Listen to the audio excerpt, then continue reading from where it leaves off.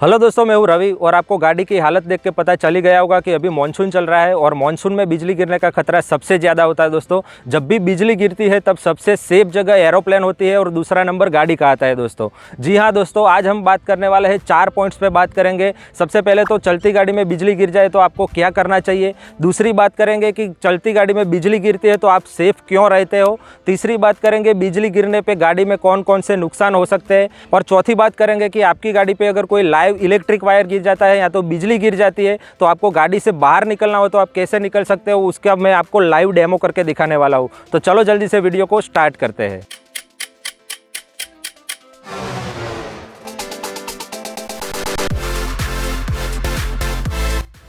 तो दोस्तों, चलती गाड़ी पे अगर बिजली गिर जाए तो आपको 4 काम करना है। सबसे पहले तो गाड़ी को आप वहीं पे रोक लीजिए। दूसरा काम कीजिए, गाड़ी का इंजन है उसको बंद कर दीजिए, इग्निशन को बंद कर लीजिए।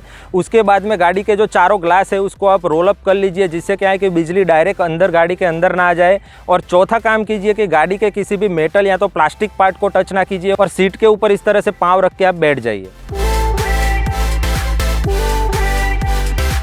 तो अब हम बात करते हैं कि जब भी गाड़ी पे बिजली गिरती है तो हम लोग सेफ क्यों रहते हैं। तो फेराडे केज के बारे में आपको पता होगा, बहुत सारे मैजिशियन है वो भी अपनी ट्रिक में फेराडे केज का यूज़ करते हैं। अगर नहीं पता है तो मैं आपको जल्दी से बता देता हूँ कि सन 1800 में माइकल फेराडे ने एक एक्सपेरिमेंट किया था, जिसमें एक मेटल का केज था, इसके अंदर इंसान को रख देते हैं और उस पर बिजली या तो कोई इलेक्ट्रिक करंट गिरता है तो वो जो करंट है वो बॉडी, जो मेटल बॉडी होती है, केज होती है, उसके बाहरी दीवार से जो होके वो ग्राउंड में चला जाता है और अंदर जो इंसान है उसको कुछ नहीं होता है। दोस्तों, तो उसी तरह से हमारी गाड़ी होती है उसकी बॉडी मेटल की बनी होती है, तो वो फेराडे केज का काम करती है। जब भी उस पर कोई करंट गिरता है या तो बिजली गिरती है तो उसका जो करंट है वो गाड़ी की बॉडी से होके पास होके ग्राउंड में चला जाता है और अंदर जो बंदा बैठा है उसको कुछ नहीं होता है। दोस्तों, अब आपके माइंड में एक सवाल आ रहा होगा कि अगर चलो समझ लेते हैं कि गाड़ी की जो बॉडी है वो मेटल की बनी हुई है, लेकिन इसके जो टायर है वो तो रबर के बने हुए होते हैं, जो बेड कंडक्टर ऑफ इलेक्ट्रिसिटी होते हैं, तो वहाँ से बिजली पास होकर वो ग्राउंड में कैसे जाती है। दोस्तों, तो इसका मैं आपको एक एग्जाम्पल देता हूँ कि आपने स्पार्क प्लग देखा होगा, बाइक का जो स्पार्क प्लग होता है उसके बीच में जो गैप होती है वो 0.7 से 0.8 mm की होती है,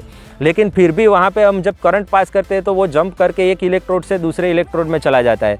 दोस्तों, स्पार्क प्लग में जो वोल्टेज दिया जाता है वो 12,000 से लेकर 25,000 तक का वोल्टेज होता है और जो बिजली गिरती है उसका अंदर के जो वोल्टेज होता है वो 30 करोड़ का वोल्टेज होता है। दोस्तों, तो उसके लिए जो टायर का रबर है वो कुछ मायने नहीं रखता है और जो बिजली है वो जंप करके ग्राउंड में चली जाती है।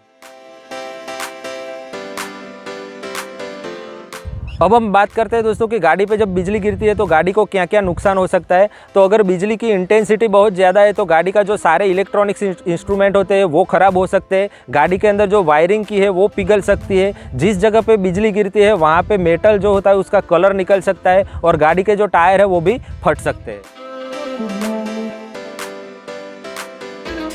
अब लास्ट में बात करते हैं दोस्तों कि गाड़ी पे बिजली गिर जाए या तो इलेक्ट्रिक वायर गिर जाए तो हमें गाड़ी से बाहर कैसे निकलना चाहिए। एक बात का ध्यान रखिए दोस्तों, आप हेल्पलाइन को कॉल कीजिए और हेल्प आती है तब तक आप गाड़ी में बैठ सकते हो तो गाड़ी में ही बैठे रहिए, लेकिन कहीं पे आपको धुआं निकलता है या तो आग जलती दिखाई देती है तो गाड़ी से बाहर आना जरूरी होता है। तो गाड़ी से बाहर आने के लिए 3 चीज़ों का ध्यान रखिए दोस्तों। सबसे पहले तो दोस्तों, गाड़ी का दरवाजा खोलने के लिए आप सीधा प्लास्टिक पार्ट को टच मत कीजिए, इस तरह से किसी रुमाल का यूज़ कर सकते हो, तो इस तरह से आप दरवाजा खोलिए।